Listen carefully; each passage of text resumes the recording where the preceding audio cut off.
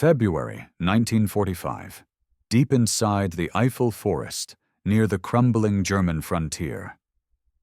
The war in Europe is nearing its end, but for the soldiers of the 11th Infantry Regiment, the cold feels endless.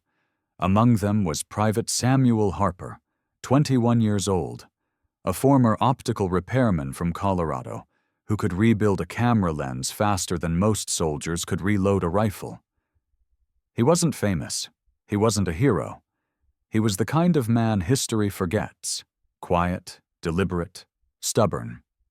But on this night, inside a snow-covered tent lit by a flickering oil lamp, Sam was doing something no regulation manual had ever approved. He was building a scope. Not with factory parts. There were none left.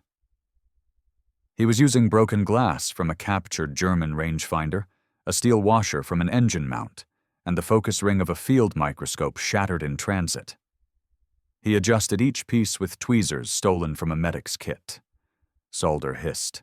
Smoke curled. His hands trembled from the cold, not from fear. Outside, laughter drifted through the camp. "Hey, Harper, fixing your toy again? Maybe he's going to build us a tank next." They laughed, as soldiers do, half out of boredom, half out of disbelief. But Samuel wasn't listening. He wasn't building a toy.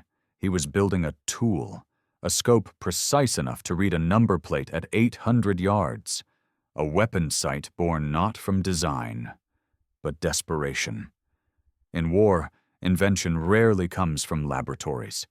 It comes from hunger, fear, and the will to make something better, because no one else will. That winter, a young man in a frozen forest started sketching blueprints into the snow with a stick. Lines, angles, distances. To everyone else, they looked like nonsense. To him, they were the beginning of survival. By dawn, the snow had stopped, but the jokes had not. When Samuel Harper walked out of his tent, his rifle slung over one shoulder and the strange lens contraption gleaming on top, the camp erupted in laughter. "Nice science project, Harper." "What's next? You gonna melt the snow with that thing?" He ignored them. He had heard worse. What they didn't see were the notes he'd filled through the night, pages covered in sketches, range calculations, and temperature drift tables. The scope wasn't perfect. The image blurred at the edges, and when the metal cooled, the zero shifted slightly off-center. But Samuel understood why. The steel ring from the captured German shell expanded differently in the cold. He began marking temperature columns beside every firing note, compensating manually with each shot. He started testing before dawn, when the fog hung low across the frozen meadow. His targets were empty ration cans, helmets, pieces of ice balanced on fence posts. The first few shots missed completely. The next landed closer. By the 10th, he could hit a tune can at 300 yards. By the 20th, he could split it clean in half. Word spread quietly through the platoon. The laughter faded into whispers. Men began sneaking out of their tents at night to watch. They saw the rhythm, the precision, the strange ritual of the quiet soldier who counted heartbeats between every shot. 1, 2, 3, exhale, squeeze, silence. He didn't boast. He didn't explain. He simply nodded, adjusted the scope, and wrote another figure into his notebook. Then came the warning. At morning inspection, Lieutenant Clark stopped him cold. "That scope of yours, take it off. You're not authorized to modify standard equipment." Samuel met his gaze and said nothing. He only nodded and walked away. But that night, under the same flickering lantern, he reattached it anyway. He wasn't breaking rules for pride. He was preparing for something no one else could see coming. Because out there, beyond the tree line, German armor was moving again. And soon, the laughter would end. February 11th, 1945. The forest was quiet. Too quiet. The sound of gunfire that had haunted their nights for months had stopped, replaced by a silence so heavy it pressed against the chest. The 11th Infantry had advanced 3 miles in 2 days, but every man knew it was the calm before the storm. The Germans were regrouping, and somewhere beyond the fog, something big was moving. Samuel Harper stood watch at the ridge near the village of Langenfeld. His breath formed small clouds in the air as he peered through his homemade scope. The lens shimmered with frost, but beyond it he could just make out the silhouettes of trees. And then the slow, rhythmic growl of engines. He steadied his rifle, wiped the lens with a scrap of cloth, and saw it clearly. A column of German vehicles snaking through the forest road, 3 armored carriers, 1 truck loaded with fuel barrels, and then the unmistakable shape of a Panzer IV tank. He whispered into the radio. Armor movement, north tree line. Range approximately 1,100 yards. No one answered. The line was dead. The battalion's communications had frozen hours earlier. He was alone. He crouched lower, pressing himself into the snow, and began calculating. Distance, wind, drift, angle. The math came naturally, like a mechanic listening to an engine's rhythm. He marked a notch on the stock of his rifle, adjusted for elevation, and breathed out slowly. Then he waited. The tank stopped near a clearing. Crewmen climbed out, lighting cigarettes, talking, laughing. Behind them, soldiers began unloading crates from the truck. He recognized them instantly. Fuel drums. They were refueling under open air, unprotected. To the men below, it was just another morning. To Samuel, it was geometry and timing, angles, movement, heat, and the possibility of a single shot changing everything. He looked through the scope again. The reticle glowed faintly in the dawn light. He could see the fuel barrels clearly now, each one painted black, the metal reflecting pale blue in the fog. He waited until one soldier lifted a jerry can to the tank's rear intake. That was the moment. He adjusted half an inch for wind drift, just half an inch. The Springfield kicked against his shoulder. The sound vanished into the fog, swallowed by distance. For a second, nothing. Then, a flash, a ripple of orange light. The truck's rear erupted. A thunderclap rolled through the valley as the fuel ignited. Fire spilled across the snow, and shouts rose from the trees. The tank lurched backward, crew scattering, smoke billowing high into the gray sky. Samuel lowered the rifle. He didn't move. He didn't smile. He just watched as chaos unfolded in the distance, the enemy retreating from a single, impossible bullet. When the American lines advanced that evening, they found the truck still burning, the Panzer abandoned, and a blackened crater marking where the explosion had begun. Beside it, buried in the snow, they found the shattered remains of a jerry can, a small hole through its center. A single rifle shot had pierced it clean through. The men who'd laughed at Samuel Harper now spoke of him differently, not as the quiet tinkerer, but as the soldier who saw through fog and turned a broken lens into a weapon of precision. Word spread fast through the division. Command wanted to know how. They called it luck. He called it practice. But the truth was simpler and deeper. In the space between failure and faith, he had built something no one else dared to believe in. A scope born from scrap metal and stubbornness, and a man who refused to accept impossible as a word. When the smoke finally cleared, the valley was unrecognizable. The once white snow had turned to gray ash. Fuel still hissed from the wreckage, bubbling under the frozen crust. The silence after the explosion felt heavier than the blast itself. By dusk, squads from the 11th Infantry moved through the wreckage, rifles raised, scanning for survivors. What they found instead were the twisted remains of a German fuel truck. a charred Panzer hull, and a single blackened jerry can lying half buried in the snow. A clean hole through its center no wider than a pencil. The men said nothing at first. They all knew who had fired. No artillery could have made that shot.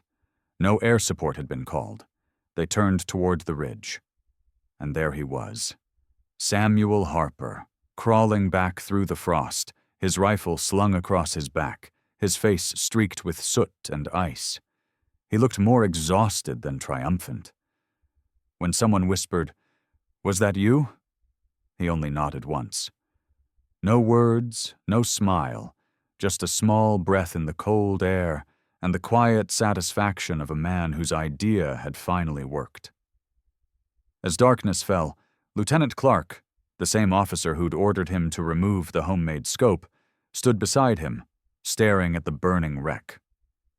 "One shot." "One, sir." Clark didn't speak again. He simply handed Samuel a canteen and walked away. For the first time, there was no laughter in camp. Only the sound of metal cooling in the snow. Narrator.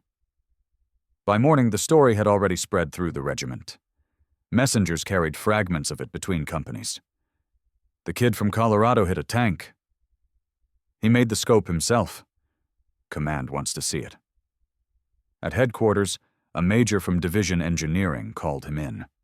The tent smelled of diesel and tobacco. Maps covered every surface. When Samuel entered, the room went silent. The major pointed at the rifle. "That the weapon?" Samuel nodded, setting it gently on the table. The officer bent down, inspecting the strange contraption, a patchwork of solder, wire, and frost. "What exactly am I looking at?" Samuel spoke softly, explaining how he had used a broken lens, a steel washer, and a wire strand for the reticle. He described the adjustments for wind drift, the temperature corrections, the nights of trial and error. When he finished, the tent was still. No one laughed this time. The major leaned back in his chair, his expression caught somewhere between disbelief and admiration. "You realize you violated at least 4 field regulations?" Samuel met his eyes. "Yes, sir. And you also saved 20 men from being shelled to pieces." The officer exhaled through his nose, scribbled something on a pad, and murmured, "Sometimes, Private, the manual needs an update." For the next 2 days, Samuel was ordered to demonstrate his scope to engineers and marksmen. They fired at targets across the frozen valley, helmets, empty fuel drums, even a rusted truck door. Every shot landed where it should. The soldiers watching didn't cheer. They watched in awe.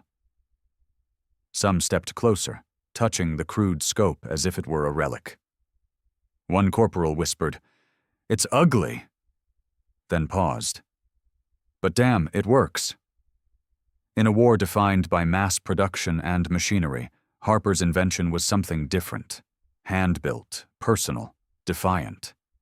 It wasn't just the shot that mattered. It was what it represented. That ingenuity could still exist in the mud. That precision didn't always come from a factory. And that sometimes a single act of disobedience could save more lives than 1,000 orders obeyed. That night, as Samuel sat alone cleaning the soot from his rifle, he thought about the men who had laughed at him, the officer who had doubted him, and the quiet flash of light that had proved them all wrong. He wrote a single sentence in his notebook before closing it. If it works once, it can work again. He didn't know it yet, but those words would mark the beginning of something far bigger than one battle. The Army had taken notice, and innovation had found its unlikely champion.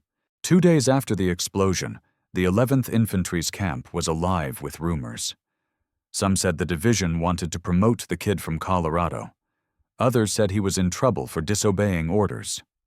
Both were wrong. Samuel Harper was being sent to teach. The order came stamped, typed, and unsigned, as if no one wanted to claim responsibility for it. He was to report to the division's training detachment in the nearby village of Berthelot, to demonstrate unorthodox marksmanship equipment and procedure. It sounded harmless enough on paper, but to Samuel it meant stepping into a room full of officers, the very people who'd told him to follow the manual. He arrived at Berthelot the next morning.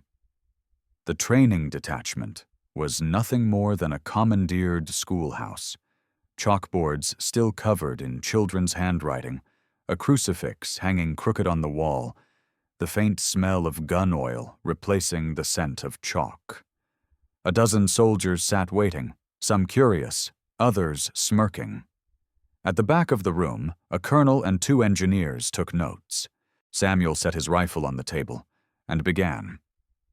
He explained the basics first, how the lens tube was scavenged from a broken German rangefinder, how the wire reticle came from a communications cable, and how he'd used heat expansion measurements to counter cold weather drift. At first, no one said anything. Then one of the engineers interrupted. "Private, you're saying this thing can hold 0 past 600 yards?" Samuel nodded. "Prove it." Outside, a firing range had been marked with helmet targets along the snowy field. The wind was sharp, cutting across the open ground. Samuel adjusted his scope, took position, and fired 3 times. Each shot struck metal, 3 distant pings echoing like a clock counting seconds. The engineers stepped forward, inspecting the targets through binoculars. The colonel said nothing, just folded his arms. Finally, he muttered, "Do it again." In wind, they moved the targets farther, 800 yards now. The breeze picked up, carrying bits of frost through the air. Samuel didn't rush. He checked the wind direction by letting a pinch of snow fall from his glove. He dialed his scope, a single turn of a hand-scratched knob. He exhaled and fired. The bullet struck dead center. The colonel lowered his binoculars slowly. "Gentlemen," he said, "I think the manual just became outdated." But Samuel didn't laugh. He wasn't comfortable with praise. He had come to prove his work, not himself. Over the next week, Samuel trained selected marksmen from the 11th and 18th Regiments. He showed them how to calibrate scopes using scrap materials, how to judge distance without instruments, how to use light, terrain, and instinct. He made them build their own reticles, 1 strand of copper wire, a few drops of glue, and patience. At first the men cursed, their scopes fogged, their bolts jammed, their hands froze in the cold. But by the 3rd day, they started hitting their marks, and something changed. The laughter was gone. It was replaced by the sound of discipline, the rhythm of rifles cycling in unison, the shared satisfaction of invention taking shape. One evening, after the final training session, a young corporal approached Samuel. He was holding his rifle awkwardly, like it was a sacred object. "Sir, if I'd seen that scope last week, I'd have called you crazy." Samuel smiled faintly. "You'd have been right." The corporal hesitated, then said quietly, "Now I call it hope." Samuel didn't reply. He simply nodded, wiped the frost from his rifle, and walked away into the fading light. By the end of February, reports were coming in. Units trained under Harper's method had achieved a 30% improvement in confirmed hits. Command didn't issue medals. They issued new orders: replicate the design, study the optics, integrate the system. The handmade scope that once drew laughter was now being copied in workshops across northern France. The idea had gone from one man's experiment to a quiet revolution. And somewhere in that transformation, Samuel Harper stopped being just a soldier. He became something rarer, a teacher whose lesson was carved into steel and frost. If you can't find the right tool, build it yourself. May 8th, 1945. The guns fell silent. The war in Europe was over. Across the continent, Cities burned quietly under spring rain. Columns of exhausted soldiers marched west toward home. And in the ruins of towns like Berthelot and Langenfeld, the echoes of battle faded into memory. For Samuel Harper, the end didn't feel like victory. It felt like a quiet sigh after years of noise. He had survived when others hadn't. He had built something extraordinary, and yet, when the orders came to pack up and return stateside, he felt the same as he did the day he first stepped onto the front, small, uncertain, and surrounded by ghosts. They sent him home in July, aboard a transport ship crowded with men who no longer spoke about war. He carried only two things with him: his rifle and the scope he had made with his own hands. When he stepped off the train in Denver, no one saluted. No photographers waited. Just his mother and father standing quietly on the platform, tears in their eyes, and pride they didn't quite know how to show. In the months that followed, Samuel tried to live like everyone else. He repaired watches again in a small shop on Main Street, the tick of gears and springs strangely comforting after years of artillery. He never spoke of the war, not to his friends, not to the customers who asked where he'd served.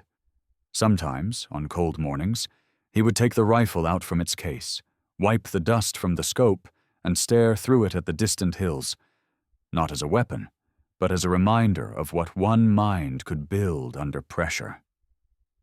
The world was changing fast. Factories that once made tanks now made cars. Optics that once guided bullets now guided cameras and telescopes. And somewhere deep in the machinery of progress, echoes of Samuel's improvised lens lived on. In 1947, the U.S. Army quietly introduced a new marksmanship program, one that included lessons on identifying weak points in enemy armor, on building and maintaining optics under field conditions, and on the value of frontline innovation. No one mentioned his name. There was no medal, no citation, no ceremony.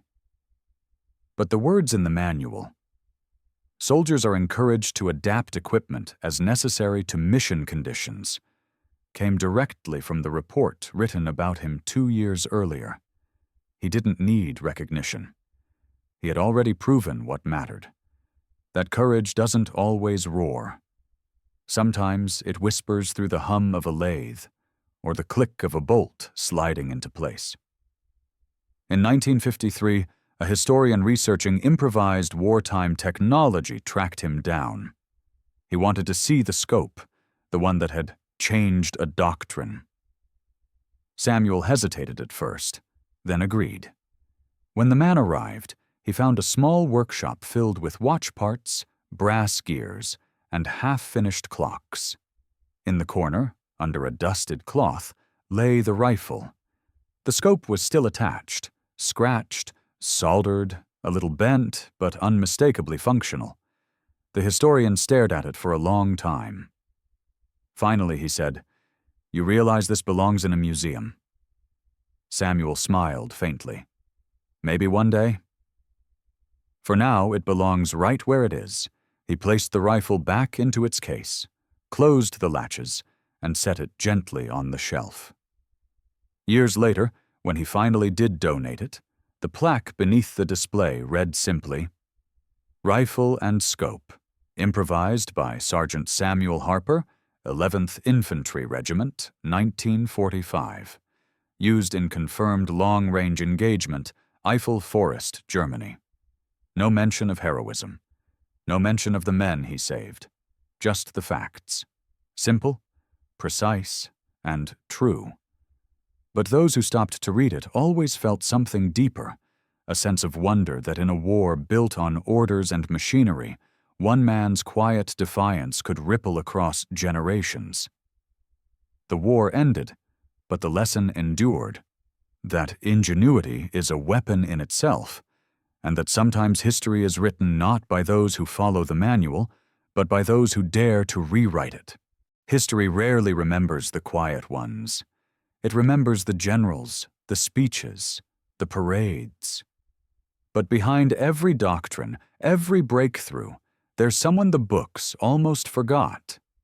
Samuel Harper was one of those people, a man whose name didn't make the headlines, but whose idea quietly reshaped how soldiers thought, fought, and built. When he returned home, the Army filed away his report under field modifications, just another piece of paper in a warehouse of forgotten inventions.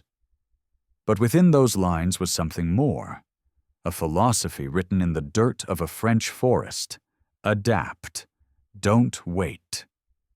In the years after the war, that philosophy spread.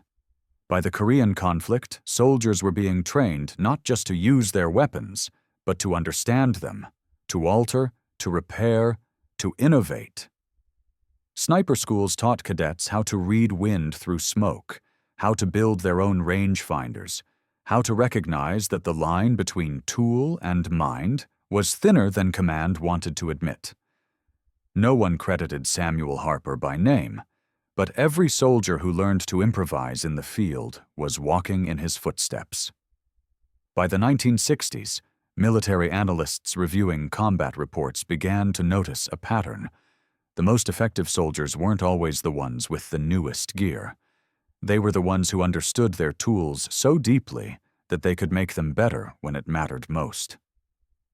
That insight became part of the modern combat doctrine known as Field Innovation Protocol, and if you trace its roots far enough, you'll find it leads not to a laboratory or a weapons program, but to a frozen hill in France, to one bullet, one rifle, and one handmade scope that defied the rule book.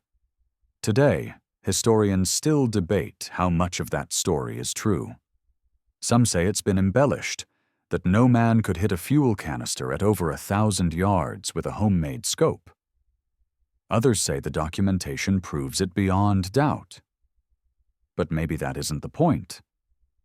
Maybe the real truth lies not in whether the bullet hit exactly where the story says, but in what the act itself represents. The refusal to accept limitation, the courage to think differently, and the belief that a single idea, no matter how small, can change everything. In a museum case somewhere in Kansas, the rifle still sits behind glass. Visitors walk past it every day. Some glance for a moment, others stop and stare. They see the scratches on the barrel, the solder seams along the scope, the hand-carved adjustment marks. And for a moment, they understand what it means to fight, not just with bullets, but with belief. Beneath the rifle, a small brass plaque reads, "Improvised Marksman's Scope, 1945, built from scrap parts, used in confirmed engagement, France." No mention of the man who made it, but that's fitting, because Samuel never wanted fame. He wanted things to work.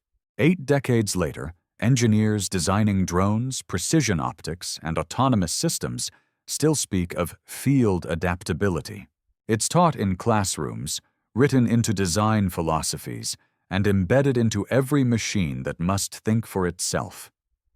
They don't know it, but that same spirit was born in the hands of a young soldier with a cracked microscope lens and a stubborn refusal to quit. Samuel Harper didn't change history with rank or command. He changed it with craftsmanship, logic, and quiet defiance. Maybe that's the real lesson, that innovation doesn't wait for permission. It doesn't come from titles or resources. It comes from conviction, the belief that good enough isn't good enough when lives are on the line. Every invention begins with doubt. Every breakthrough begins with someone being told, "You can't do that." And every great story, even this one, begins with someone who tried anyway. So the next time you hear the whine of a jet or see a scope gleam in the sun, remember the man who made his own. The one who proved that even a single spark of creativity can light up the darkest battlefield. Because sometimes, the future doesn't belong to those who follow the rules, but to those who build new ones. One man, one scope, one impossible shot. A soldier they mocked, until the moment he changed the battlefield forever. Samuel Harper's name may be buried in the footnotes of history, but his lesson still speaks louder than any explosion. Never stop building, never stop believing, and never let the world decide what's impossible for you. If this story moved you, share it, because somewhere, someone else is building their own idea in silence. And if you want to discover more hidden stories of courage, innovation, and forgotten heroes of World War II, subscribe to WW2 Frontline, where history isn't just remembered, it's rebuilt.